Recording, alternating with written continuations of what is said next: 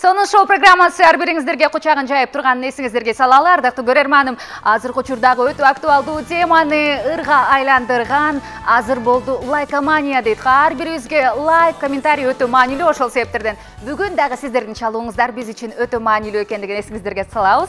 Шаарыбыздын коду 0312 39 21 83 39 20 64 сандарына түз байланышка чыгып бүгүн келген конокторубузга суроо берсеңиздер болот. Анда эмесе бүгүн менин кадырман тоорумда ким деп турган болсоңуздар, анда эмесе чакыра кетели. Бул жерде кыргыз эстрадасынын өзгөчө стилдүү, эпатаждуу ырчым ырзасы бир гана Кыргызстанда эмес, көптөгөн эл аралык сынактарда Кыргызстандын кызыл желегин желбиретип келе жаткан Адик Жумабеков бүгүн бизде конокто. Кош келипсиз. Адик, музыкадагыдай эле мындай лайк баскандай эле кыймылдап келбейсиз. Кош келипсиз. Алады, ушул эле Саламатсызбы? Төрүбүзгө өтүңүз. Эң сонун. Өтөйүн. Мына ушул биздин кадырман төрүбүздө көрүп турганыбызга кубанычтабыз. Кандай келип алдыңыз? Сонун, бияка келгенде жыргап келет эмеспи? Точно. Бияка чакырган сайын жыргап, настроениянын баары көтөрүлүп болот. Жакшы. Анда эмесе сизди сүйгөн, сиздин чыгармаңызды ар дайым күтүп уккан көрөрмандарыңыз менен саламдашууга убакыт берели. Ассаламу алейкум. Кандайсыздар? Жакшысыздарбы? Не дейбиз? Кутман кеч. Сонун шоуду көргүлө. Аябай кызыктуу болот деп ишенем. Жакшы. Адик мырза, жазында сиз эмне менен алек болуп жатасыз? Азыркы учурда көпчүлүгү жаз келди, эмнегедир уйкуга тартып жатат дегендер көп экен да. Мен кызым төрөлгөндөн бери уйкуга тартпай калгам. Түндө да кызматтасыз? Түндө да кызматтабыз. Эртең менен саат 6-да туруп алып монтип сүзүп ойготот да, анан бу жактан бир мындай жылдыз чаат дыш деп туруп монтип, анан кийин ошо умтулуп ойгоносуң да. Ошо. Жок, уйкуга тартпай эле. Алек болгонум чыгармачылык, Кудайым буйрса дагы ырлар келатат, жаңы ырлар. Ошол менен алектенип жүрөбүз. Илхомдор келатат акырындан, Акырындап. Жакшы. Ата болгон кандай экен? Аны сезиш керек экен. Мага апам айтчу, балдары бар досторум айтчу, ошо бул бир башкача сезим болот депчи. Анан мен кичине болсо да мындай элестетчүмүн да. Анткени досторумдун балдарын, байкелердин балдарын да кучактап көрүп, балага жакын да өзүм. Ошолордун да кучактап көрүп, анан кийин жакшы көрүп, примерно ушундай болот окшойт деп ойлоп аткам, бирок миллион эсе күчтүүрөөк экен ал сезимдер. Аны сезиш үчүн сен балалуу болушуң керек экен да. Аны сөз менен жеткирүүгө мүмкүн эмес, сезиш керек дейсизби? Такыр жетпейт сөз менен. Качан чыгарма жаратайын деп атасыз? Вот уже жакында. Кудайым буйрса. Кызыңызга арнап? Кызыма арнап дагы, бирок кызыма арналган ыр ал туулган күнүнө жакын чыгат. Августта. Азыр болсо мындай эле ырлар. Жакшы. Ардактуу көрөрманым, биз эскерте кетели. Биз программабыздын алкагында сиздер менен 4 чакыруу кагазы бар. Бишкек шаарыбызда боло турчу бул 20-майда Кежи Элмураттын өзүнүн жеке концертине, бул спорт ордосунда болот. 23-майда болсо Улуттук филармонияда кыз жигит Сармерденге буйруса чакыруу кагаздарды ойнотобуз. Бизде болсо түз эфирде эскерте кетели. 39-21-83 39-20-64 сандары сиздер үчүн кызматта. Бир нече саналуу көзөрмөмдөрдөн соң сиздерге суроолорду узатмакчыбыз. Адик мырза, мына ар бир чыгармаңызга сөзсүз жан дүйнө салыш керек да. Ооба. Анан мындай болжолдоо эле ушул ыр хит болот деп, бирок хит болбой калган ырларыңыз көп болдубу? Мен антип деле ойлобойм негизи ыр чыгарып атканда, могул ыр хит болуш керек деп ойлобойм да. Мен могу лайкты жасап атканда такыр эле бул элге жакпай калат го деп ойлоп аткам негизи. Бирок эмнегедир жагып кетти да, ошон үчүн могул хит болот, могул хит болбойт деп ойлогон кичине туура эмес го деп ойлойм да. Жаза бериш керек, өзүнүн жүрөгүңө жаккан ырларды чыгара бериш керек, анан кийин бирөөсү ошентип элге жагып кетсе жакшы. Жакшы. Айтып койдук го, ырчыны бага турган бир эле ыр болот депчи. Анан лайк чыгармасын эң алгач чыкканда көпчүлүгү коомдогу өтө актуалдуу тема. Азыркы учурда социалдык тармакка, Инстаграмга киргенде сөзсүз бардыгы эле канча лайк бар экендигин эсептеп турат эмеспи? Сиз да эсептейсизби? Эсептебейм, бирок карап коюп турам. Көп болсо сүйүнөсүз бирок. Албетте, кантип сүйүнбөйсүң? Мен ушул постум көбүрөөк элге жагыптыр деп. Бүт эле сиз деле сүйүнөсүз. Аябай сүйүнөм, аябай. Көрөрманыбыз түз эфирге чыкса, андан да катуу сүйүнөт эмесминби? Бизде түз эфирде көрөрманыбыз бар экен. Кабыл алалы. Алло, саламатсызбы? Кутман кеч, атыңыз ким? Алло, саламатсызбы? Саламатчылык, атыңыз ким? Баарыңызга кутман кеткенге каалаймын. Айтада берүүң да көп атат. Сени көргөндө дайым сыймыктанабыз. Рахмат. Коногуңа сыйып берейин дедим. Эң алгачы сен жакшы келди. Кызыңызга кандай балалы болгондо кандай сезим болот деп. Жакшы жооп берди. Айтабыз го биз балам балалы болсун дегенде, балам болгондо билесиң деп. Ошол балалы болгондо баланын жетен, баланын өкмөндүк риза. Ошо кызың өмүрү узун болсун, ден соолугу чың болсун. Чоң рахмат.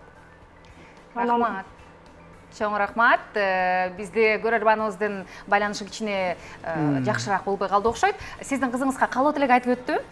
Балам балалуу болгондо билесиң дегендей, кызыңыз мен айткан эле суроону кызыңызга болгон сезимдерди бөлүшүп өттү окшойт.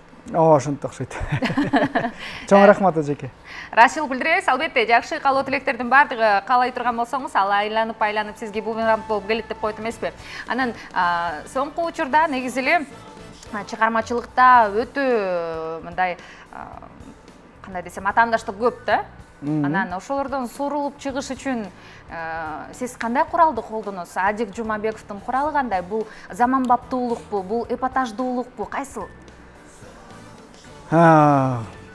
Стиль го.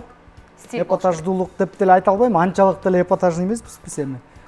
Бирок кичине болсо дагы мен стилим кичине айырмаланып турат башка биздин ырчыларга караганда. Бирок жакшы ырдаган ырчылар көп, бирок анча эмес ырдаган ырчылар дагы көп. Андан көп дебизби? Андан көп болбосо дагы көп да эч кылып. Анан кийин мындай жандуу ырдап дагы кичине айырмаланып турабыз.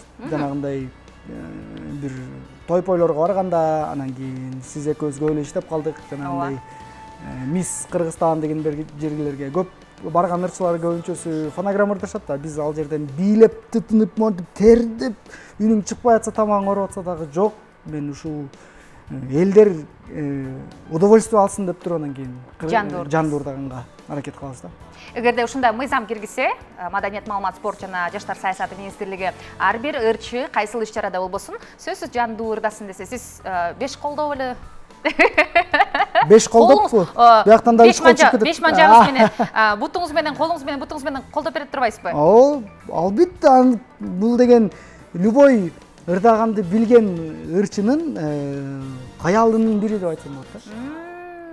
Эгерде бизди анда Маданият, маалымат, спорт жана жаштар саясаты министрлигинен көрүп аткан болсо, жакшы бир сунуш болуп кетет экен анда.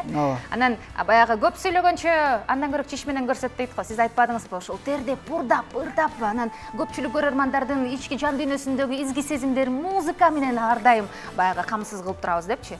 Бир жандуу чыгарма аткарып беребизби? Азыр отуруп эле. Атырып эле. Анда кыргызча эски ырлардан эле ырдап берейин. Албетте. Мен тоолорду сагынам, мелтиреп анда кар жатса. Мелжиген бийик чокусу, ай мерими күчтүү сыргатса. Айланып келем күнү түн, ай ашыктык оту до жакта. Эй, жанаша басам эритке, жайлоонун бүркү келишкен. Жайдарым үнөс кумар көз, ай толук кыз болду бериште.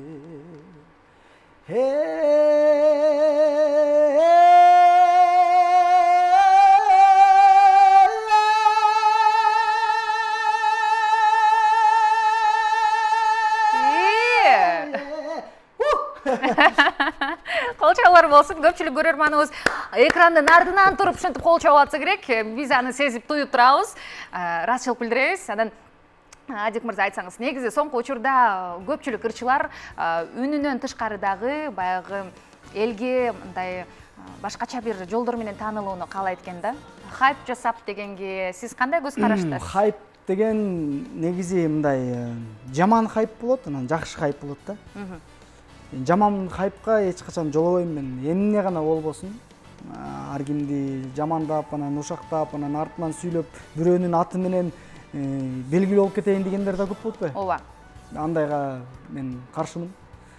Хайп болсо, мындай жакшы иштер менен хайпабайт этсең жакшы деп ойлойм да. Элге үлгү боло турган иштер менен хайпабайт этсең, ошол менимче көбүрөөк дагы сен эл көп убакытка чейин сени жаттап да калышы мүмкүн да. Бирок соңку учурда хайп демекчи, элдин оозун алыш үчүн эле сөзсүз терс нерселер, тез кабардын буту чуркап кетет экен, жакшы кабардын буту жөрмөлөп басканча элге жетпей калат экен да көрсөчү. Бирок кечке эле ошо жакшы нерселерди кыла берсең, акырындап бири-бирин түртүп отуруп анан кийин бирок жеткенде кандай жетесиң ошогочу? Туурабы? Ооба. Туура. Демек сиз жашоодо ушул нерсени билейин деген позитивдүү бардык нерсеге карайт экенсиз. Албетте, ансыз болбойт. Ансыз мен өзүмдү подвать этип коем да. Жакшы. Анан Адик мырза, баягы сиздин ар бир видео композицияңызда, клипте образдарыңыз бир жаштардын азыркы стилине өзгөчө туура келген, образда бийлейсиз, кыймылдайсыз, анан жашооңузда кичине мындай олуттуу жүргөндөй сезилесиз да. Ошондо кайсынысы чыныгы образ болуп калат? Меники негизи экөө тең эле, экөөнү тең алып жүргөнгө аракет кылам. Эки Адик жашайт, мен жашайт дейсизби? Эми ал эки Адик деп деле айта албайм мен. Просто эки образ деп айтсам болот да. Бирөө ошо улуттук жакка дагы аябай жакынмын. Мен ошо кыргызча эски ырларды аябай жакшы көрөм. Биздин эски ырлар сөз жок негизичи. Ошол эле учурда Америка жакты дагы жакшы көрөм аябай. Аяктындагы эски ырларды аябай жакшы көрөм.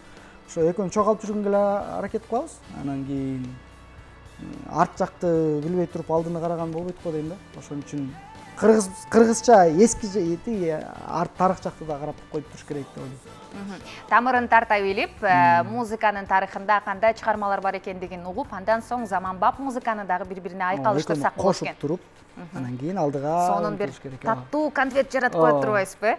Жакшы, азаматсыз. Ардактуу көрөрманым, эфирде сонун шоу программасы. Биз түз эфирде ар бир көрөрманыбызга жакшы бир маанай, кереметтүү кеч тартуулаганга аракет кылып жатабыз. Биз менен түз эфирде байланышам дей турган болсоңуз, 39-21-83, 39-20-64 сандарына ача алсаңыздар болот. Негизи эле баягы бир соңку учурда ар бирибиз баягы телефонго, социалдык тармактарга байланыштуубуз. Анан күнүнө убактыңызды канча убакыт Инстаграмга, башка социалдык тармактарга кетиресиз? Көп. 23 саат. 23 саат. Бир эле саат өзүңүзгө бурасызбы? Тамаша. Бош убакыт болгондо эле баарыбыздын эле ошондой эмебиз болуш керек. Эмне дечи эле? Унутуп калдым ошол сөздү. Баардыгыбыз эле ошентебиз да. Бош убакыт болсо эле сразу телефонду ача калып, анан кийин колдоруң сен ойлобосоң деле сразу Инстаграмга кирип кетет өзү элечи. Көнүп калган. Ошондой эле да. Ооба. Ошентип карап отура бересиң. Билбейм эми канча саат, мен санаган эмесмин, эми бир 2 саат, 3 саат может кетет бир күндө. Жакшы. Анан Адик мырза, сиздин негизи эле кыргыз өзгөчө музыкасына ар дайым угуп, билип жүргөнүңүзгө, кыргыздын жигити экениңизди билебиз. Анан мен ушундай бир жакшы сөздөрдү, цитаталардын топтомун жазып койгонмун. Мен окуйм, анан кимге таандык экендигин сиз авторун чогуу биргеликте тапканга аракет кылабыз. Макулсузбу? Аракет кылып көрөлү эми. Оп-оңой эле сөздөр. Биринчи сөз: адамга эң кыйыны күн сайын адам болуу деп ким айткан? Чыңгыз Айтматов. Чыңгыз Төрөкулович Айтматов. Азаматсыз. Бирөө кетти. Экинчиси: тизе бүккөнчө тик туруп өлгөнөбүз артык. Тизе бүккөнчө тик туруп өлгөнөбүз артык. Курманжандатка? Албетте, колчалар болсун.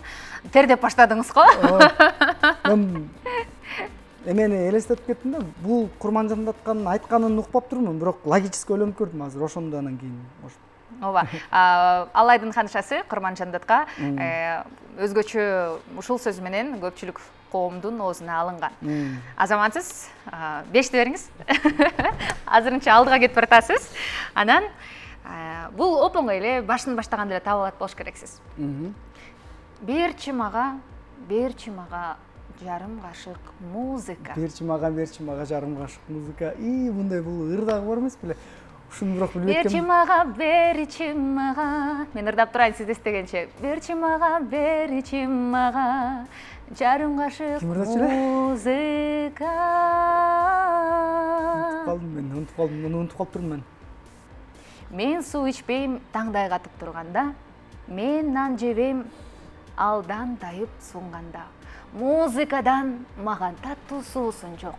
Берчи мага, берчи мага. Жарым кашык музыка. Азик. Эсте жок. Кантип? Бирок билем да ким экенинчи. Бирок эсте жок ким экенин ошо. Кыргыздын эң алдыңкы поэти, ырларын ар бирибиз жаттаганбыз. Акыны аты Адан башталат. Экинчи тамгасы? Одан башталат. Ау? Жок, фамилиясы. Алыкыл Осмонов. Алыкыл Осмонов. Бул жерден сиз тилекке каршы жазат айтыңыз. Тык деген үн чыгыш керек болчу. Айна, кечирим сурайм, билишим керек болчу, ооба. Жакшы, соңку сөз болсун. Социалдык тармактарда азыр өтө популярдуу болуп атат. Бул сөз мүмкүн уккансыз. Бул сөздүн автору тилекке каршы катарыбызда жок. Дагы сизге мындай алдын ала айтып берип коеюн. Анан ырларын өзү комуз менен дагы ырдаган. Баарын эле айтып салдым окшойт. Тийбегиле, сүйүүгө тийбегиле. Колуңардан келбейби, сүйбөгүлө. Тийбегиле. Комуз менен ырдачу, Колуңардан келбейби, сүйбөгүлө.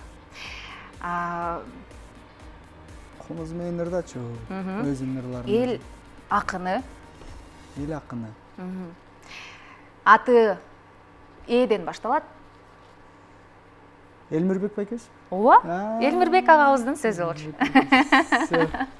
Мына ушул күндөрдөн тартып, буйрса, билип жүрөсүз. Жакшы.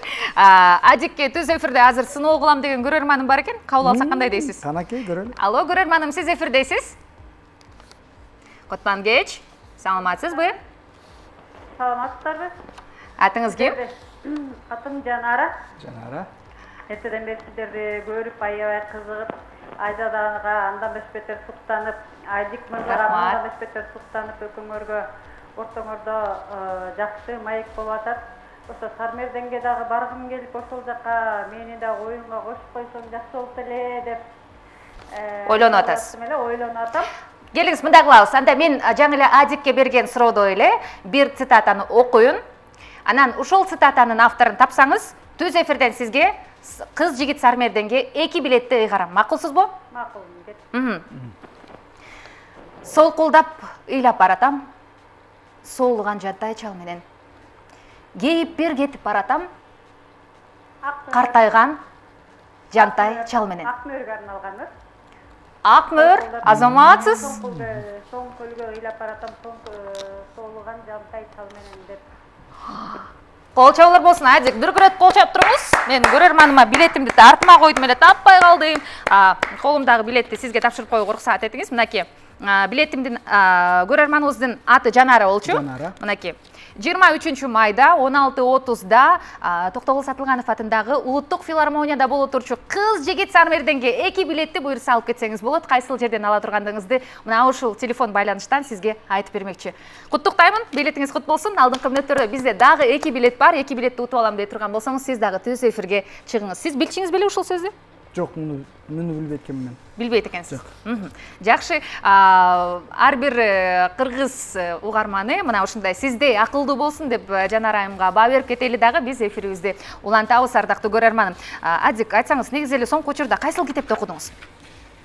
Ачыгын айтсам, мен китеп негизи окуганды анча жактырбайм. Укканды жакшы көрөм да. Укканды. Мен мисалы американский Тони Роббинс, анан кийин Уоррен Баффет дегендердин немелери, мотивация берген лекцияларын окуганды жакшы көрөм. Жак Фраскону аябай көп укам. Ошонун мындай жашоо болгон мамилеси аябай жагат да. Ошо. Бирок окуган эмесмин. Жакшы, буну түшүнүп деле койсок болот. Албетте, ар бир азыркы учурдагы өзгөчө өнүккөн заманда жашап жаткан инсан сөзсүз китепти электрондук форматта же болбосо сиз айткан мотивация берген аудио менен угуп жүрүшөт.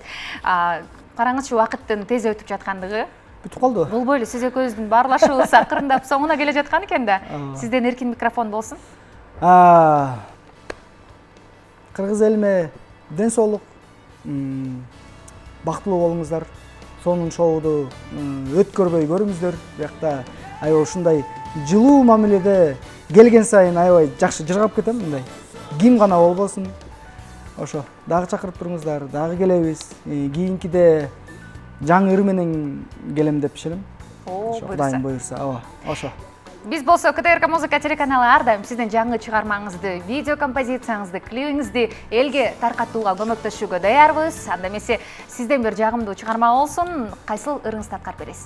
Акыркы ырларымдын бири Анан айын деген ыр. Ошону бир ырдап берейин, шиңгил. Жандуу үн менен, Албетте, келиңиз, анда сизди сахнага узатып коюуга уруксат этиңиз. Ардактуу көрөрманым, сиз түз эфирде КТРК музыка телеканалында сонун шоу программасына ортоктош болуп жатасыз. Менин коногум Голос сынагынын катышуучусу, биздин желегибизди татыктуу желбиреткен Адик Жумабеков Анан айын аттуу чыгармасы менен азыр сиздерге жандуу үн менен ырдап бермекчи. Тосуп алыңыздар.